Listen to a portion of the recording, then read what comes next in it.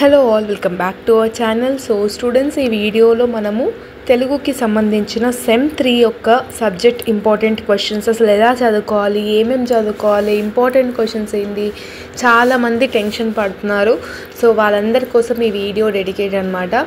So sem 3 ఏ stream అయినా కానివ్వండి, మా బీకామ్, బీఎస్సీ, బీబీఏ, ఈ వీడియో అనేది కామన్ సబ్జెక్ట్ అనమాట. ఓకేనా? సో మీ సిలబస్లో వచ్చేసరికి పద్య భాగం అంటే ప్రాచీన పద్య భాగంలో 3 లెసన్లు, ఆధునికంలో 3 లెసన్లు అండ్ అలంకారాలు అనేది మీకు ఉంటాయి. సో ఏంటి ఆ లెసన్లు అనేది మీరు స్క్రీన్ మీద చూసి ఉంటున్నారు. ఫస్ట్ మీరు సిలబస్కి ముందు సిలబస్ మోడల్ పేపర్ ఎలా ఉంటుంది, అసలు పార్ట్ ఏలో ఫస్ట్ క్వశ్చన్ మీకు ప్రాచీన కవిత్వాల నుంచి 3 లెసన్లు ఉన్నాయి కదా, ధర్మజుని వాక్చాతుర్యం, విభీషణ శరణాగతి, గుణనిధి కథ. ఈ 3 లెసన్ల నుంచి ఏదైనా ఒక లెసన్ నుంచి ఒక సందర్భ సహిత వాక్యాలు అనేది ఇస్తారు. సేమ్ మీరు ఫస్ట్ ఇయర్లో ఎలా నేర్చుకున్నారు సందర్భ సహిత వాక్యాలు, సేమ్ అలాగే ఈ 3 లెసన్ల నుంచి ఏదైనా ఒక లెసన్ నుంచి సందర్భ సహిత వాక్యాలు ఫస్ట్ క్వశ్చన్లో మీ క్వశ్చన్ పేపర్లో అడుగుతారు. సెకండ్ క్వశ్చన్లో కూడా ఈ 3 లెసన్ల నుంచి ఏదైనా ఒక లెసన్ నుంచి సందర్భ సహిత వాక్యాలు అడుగుతారు. ఫర్ ఎగ్జాంపుల్ ఫస్ట్ క్వశ్చన్లో ధర్మజుని వాక్చాతుర్యం నుంచి అడిగితే సెకండ్ క్వశ్చన్లో గుణనిధి కథ నుంచి అయినా, విభీషణ శరణాగతం నుంచి అయినా అడగొచ్చు. అది ప్యూర్లీ వాళ్ళ ఇష్టం. సో మీరు పార్ట్ ఏలో మొత్తం 4 క్వశ్చన్లు అటెంప్ట్ చేయాలి, ఒక్కొక్కటి 5 మార్కులు. 5 మార్కులకి గాను మీరు 1.5 పేజ్ సందర్భ సహిత వాక్యం, అంటే minimum 1 side of the page కంపల్సరీగా రాయాలి.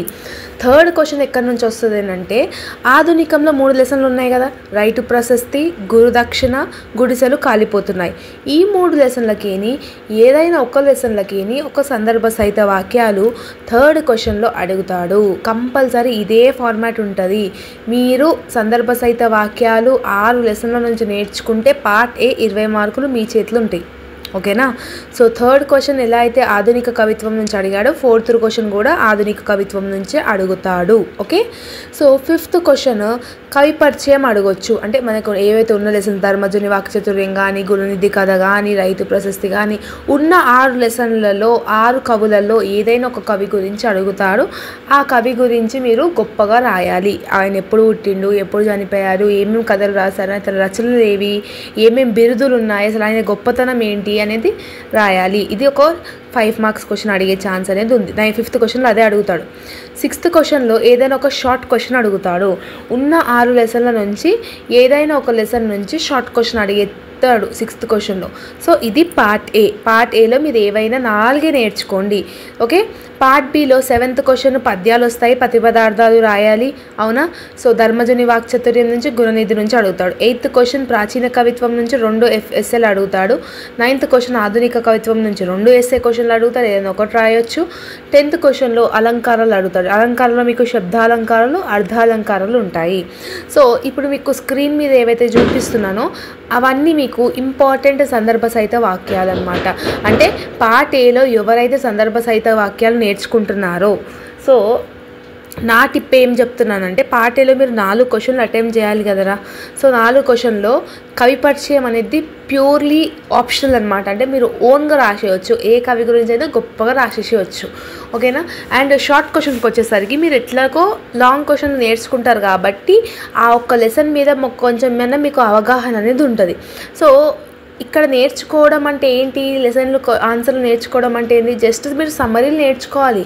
క్వశ్చన్ ఏదైనా ఇవ్వనివ్వండి, అది ఒకవేళ ధర్మజుని వాక్చాతుర్యం నుంచి వచ్చిందనుకో సమ్మరీ రాయాలంతే, గుణనిధి కథ నుంచి వచ్చిందనుకో సమ్మరీయే రాయాలి.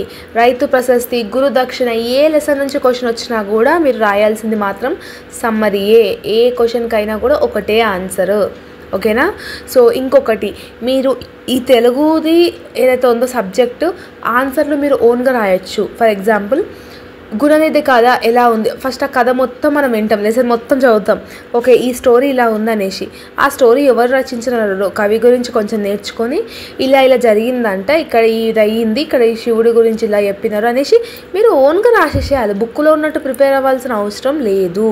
శబ్దాలంకారాలు, అర్ధాలంకారాలు ఏవైతే ఉన్నాయో నేను సజెషన్ ఇవ్వాల్సింది ఏంటంటే, శబ్దాలంకారాలు నేర్చుకోండి. అవి ఈజీగా ఉంటాయి, అర్ధాలంకారాలు ఎక్కువగా ఉంటాయి. అంటే చాలా కంపారిటివ్లీ ఎక్కువ ఉంటాయి, శబ్దాలంకారాలు తక్కువ ఉంటాయి కాబట్టి శబ్దాలంకారాలు నేర్చుకోండి కంపల్సరీగా. ఇవన్నీ నేను ఏదైతే టిప్స్ చెప్పినా ఇవన్నీ ఫాలో అయితే మీరు O గ్రేడ్ కంపల్సరీగా తెచ్చుకుంటారు తెలుగులో, ఓకేనా? సో ఇది ఈ వీడియో ఈ వీడియో నచ్చితే మాత్రం కంపల్సరీగా లైక్ చేయండి అండ్ మీ ఫ్రెండ్స్ అందరికీ షేర్ చేయండి. ఇంకేమైనా డౌట్స్ ఉంటే కమెంట్ సెక్షన్లో కమెంట్ చేయండి, ఓకేనా? So see you all in next video. All the very best for your preparation and examination.